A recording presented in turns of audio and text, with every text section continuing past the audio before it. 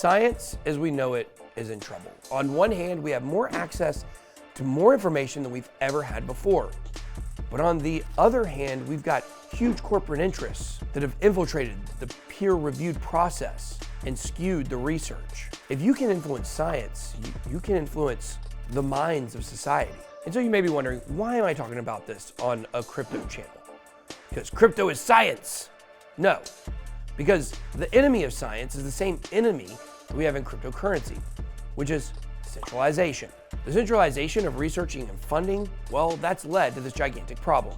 Just as centralization of power has led to banks and governments being absolutely corrupt around the world. Science itself, it's under attack.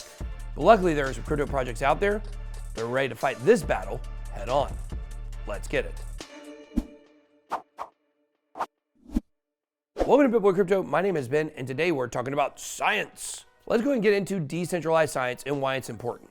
And if you like when we cover these complicated topics, make sure to smash that like button and subscribe to the channel.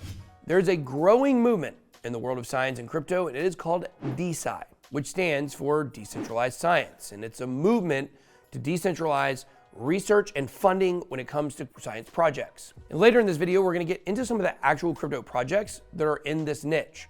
But first, we got to lay the groundwork on why this is important. Ethereum.org describes DeSci as a movement that aims to build public infrastructure for funding, creating, reviewing, crediting, storing, and disseminating scientific knowledge fairly and equitably using the Web3 stack. And this is a vastly different world than the one we're living in today, where most research is funded by corporations or government agencies and can be found behind paywalls. Instead of being hidden behind a paywall, decentralized science dictates that all scientific information should be publicly accessible on a public record on a public blockchain with independent funding that prevents one powerful donor from being able to get in and skew the research. Now, many ideas of the openness and transparency that we find in decentralized science, well, they started in the 90s during what was known as the open science movement. And it's funny, there was a lot of crossover between the open science movement and the cypherpunks, who most people believe are responsible for the creation of Bitcoin. Both groups fought for freedom on the internet and also believed in online privacy. One of the biggest champions of the open science movement was early pioneer Aaron Swartz, who had a part in founding Reddit, my very favorite place. Go check out the cryptocurrency subreddit, see what they say about me. Love those guys. He helped develop the Creative Commons framework and also developed the RSS protocol, which we get RSS feeds from, which do people even use those anymore? While helping build the foundations of the internet, Swartz was also illegally downloading copies of scientific research. See, these were hidden behind paywalls, and he was acting like Robin Hood, taking from the rich and giving to the public. He allowed them to be viewed for free because he believed in open science and open information. But unfortunately for Swartz, this tale has a somber ending, as he was arrested and threatened with 50 years in prison. Instead of accepting a plea deal, he rejected it and then took his own life. But now we have DeSci to take on his movement, and he wants to take the movement a few steps further than even Swartz had imagined, by not only advocating for openness and transparency, but also decentralization of funding. You see, with blockchain technology, the academic research that Aaron Swartz wanted to be public, well, it now becomes free, open to the public, and independently funded. See, it's one thing to empower researchers and to fund them, but in order for science to flourish, the work has to be transparent. People have to be able to see and trust the sources they're getting their information from. The transparency of the research is not just a matter of making information free and accessible to the public, but it's about making the research itself better and making it easier for scientists to, well, be scientists and do their jobs. It's not always easy for scientists to track down results from previous research. But there's so much happening around the world in research at one time that it's almost impossible for them to get the latest information with a quick glance. But think about this. If scientists could look at all research happening in the same way that people in crypto can research a block explorer, imagine the possibilities that would open up. We could see science move faster than ever. You see, it's because scientists would be connected and communication would become much easier and much simpler. This would be at a level that which wasn't possible during the previous system. This would be the ultimate peer review system.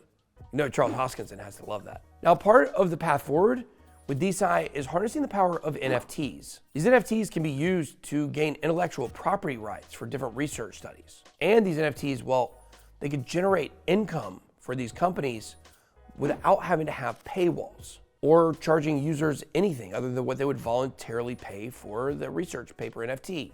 As we know, funding for science is a massive challenge. As we discussed earlier, funding from corporations and governments, well, it's rife with corruption.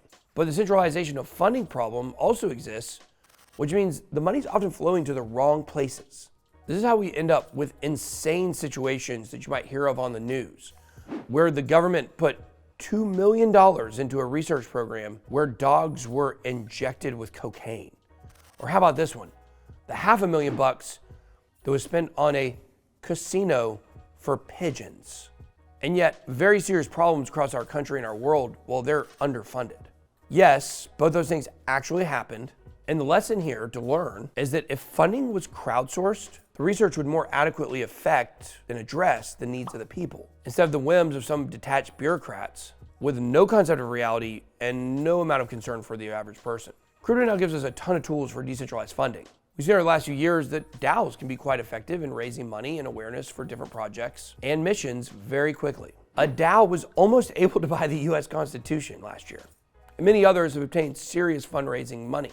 There are also new funding mechanisms like quadratic funding, which gives people with less money and less influence a chance to have their voices heard. With quadratic funding, a system will start out with a pool of money that's been contributed by wealthy donors. And then the money is distributed based on how many people gave money, even if the contribution of some of the people was only $1.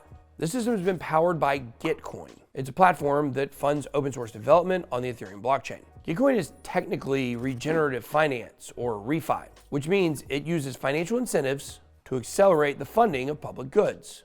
Now, we'll explore the refi sector in a different video more in depth, but DeSci, refi, and DeFi, well, they're all connected in a symbiotic relationship. Regenerative finance will be used to fund decentralized science projects, and it will all be happening on DeFi rails, so that's how they're all connected. And so now DeSci is just getting going. As you can see, there's a big use case for it, but there's not a ton of projects working in this industry right now that people have heard of. But there are a few that are worth mentioning, as we're seeing these as first movers in the space. Of course, none of this is financial advice. One of these projects is called LabDAO. It operates a decentralized network of open source computer labs. And of course, there's Molecule, which is a research funding platform. Then there's also DeSci Labs. This focuses on publishing, and the DeSci Foundation, which is a more general organization that basically supports the entire ecosystem. Most of DeSci right now is still really just conceptual. And a lot of these teams are still in the process of building out their protocols. But this is a massive idea and one that needs to happen. It's one of those blockchain use cases that really could make our world a better place. And this is a new paradigm for crypto, one that could finally garner support from places we haven't really seen it before, such as massive universities, pharmaceutical companies, energy companies, and government grants. And once some of these partnerships start coming to fruition, that's when adoption truly happens. Blockchain science, well, they're happening. They're happening together. Make sure you don't miss out on this exciting new niche. Drop down below your comments. What do you guys think about decentralized science? What do you think about problems within the scientific research and funding community? Drop those comments down below. Make sure to like and subscribe. That's all I got. Be blessed. Big boy out.